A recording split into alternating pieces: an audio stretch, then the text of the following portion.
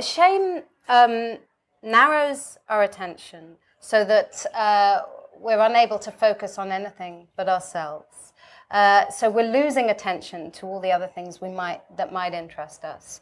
And that focus on the self becomes self-mortifying, a desire to disappear. And you quote sources where the desire, it all very familiar to me, I have to say, where the feeling of shame is that I'm completely transparent to others. They can see right through me and so on. And you say that this is, well, before I bring in the really exciting idea, I'll just bring in this link to the notion of trauma. Where trauma is that which is unable to redescribe or transform itself. And shame is linked here to being in a situation where you just can't imagine anything else. Ever being able to redescribe or turn this event and this experience into another possibility. Could you talk to that? Well, it's as though shame exposes the truth about yourself. As though when you're ashamed, a really malign essentialism has taken hold. You fail to be the person you should be and really are. So there's a catastrophic self-betrayal going on here. But the power of it is that it's impossible to then think or talk about whether one really believes in the things one has supposedly violated. Because in that sense, shame is conservative. It gets you back to a position of knowing exactly who you should be. The person who doesn't do the shameful act. Now, if you give this a moment's thought, you can see that on the one hand, there's the mortified person. But which is worse, the mortified person or the person who's mortified them? In other words, the part of oneself that has made one feel ashamed is a monster, is a really cruel, humiliating figure. So is the shamer or the shamed worse, so to speak? And why is there's such a violent internal tyranny? Because in shameful experiences, one is supposedly dealing with what are consensually agreed to be the most unacceptable parts of oneself. So it's as though when we feel shame, in a way, we've returned to normality. We've remembered who we really are. So you could see a shame experience as sometimes that, but also sometimes the point at which it has been decided that the conversation must stop here. And if you give this a 2 seconds thought, you'll know that there were supposedly extremely shameful experiences in the past that have become, in inverted commas, normal. Well, this is extraordinary. I mean, let's say 30 years ago and probably today, there are people who have felt deeply ashamed about being gay. And there are people now who don't. How's this happened? What's the process? But you can see retrospectively that the intention to shame is itself, well, obviously it's persecutory, but it's also an attempt to stop the conversation, to stop change, to over-contain something. It's why, I mean, so this experience of shame, like, I can't begin to tell you how much I recognize this as my own attention seeking, which is quite compulsive, is always followed by weeks of unbearable shame about what the hell was I doing? Yeah. It's going to happen later, hopefully. So, but if you think about that, yeah. There's not a comment at you personally. But if we have this conversation now, and then for the next 3 nights you're in a state of unbearable, etc., the question would be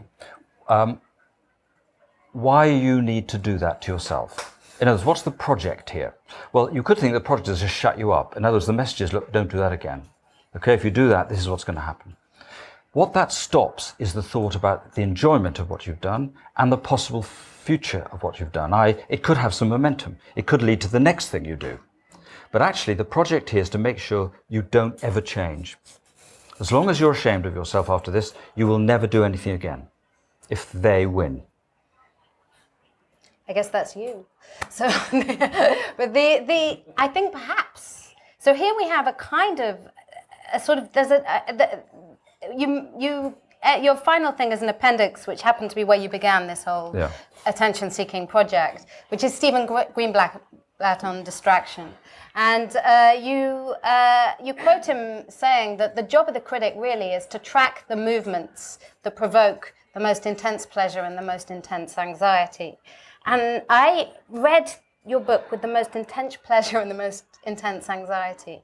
And I think the intense pleasure was feeling, amongst other things, attention seeking is a good thing. And the intense anxiety was that self-interest is the most stupid thing we do. And that's the narrowing of attention. And I kept noticing that it seemed to be all about me. So the shame tonight will be that I said this and that I made it all about myself. So here's where I'm just going to read you, because the most extraordinary line. Our style.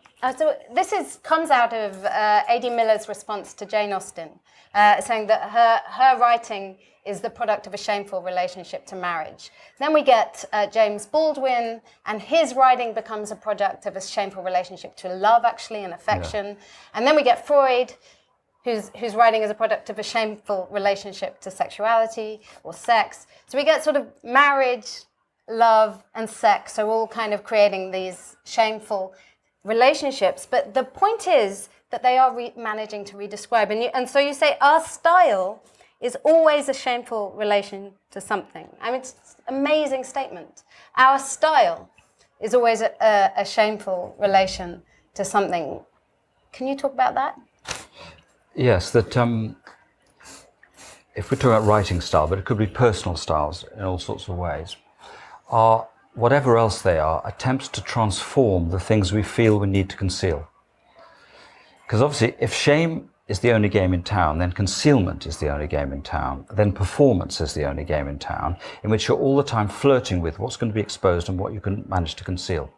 So one of the ways of thinking about style would be, it's an attempt to transform, expose and inhibit, or expose in acceptable ways, such that something can move. You can go on writing or go on performing. So the style would be the word for a process of transformation. And I think in terms of something you mentioned earlier, I think what is interesting here, at least to me, is that if a trauma is untransformed, one transformable experience, then every single thing that we believe or repeat is akin to a trauma, unless we've transformed it. So if, let's say, and this is the bit of the world I know, if you're a psychoanalyst, if you become a Kleinian or a Lacanian or a Freudian, then in a way you've been traumatized by these people because you've been unable to transform them enough into something of, as it were, your own. So that there's the wish to be traumatized, which is the wish to submit, which is to do with the fear of transformation. So any experience you can't transform, and shame would be is like an emblem of this. It's worth wondering why you can't, or who's stopping you.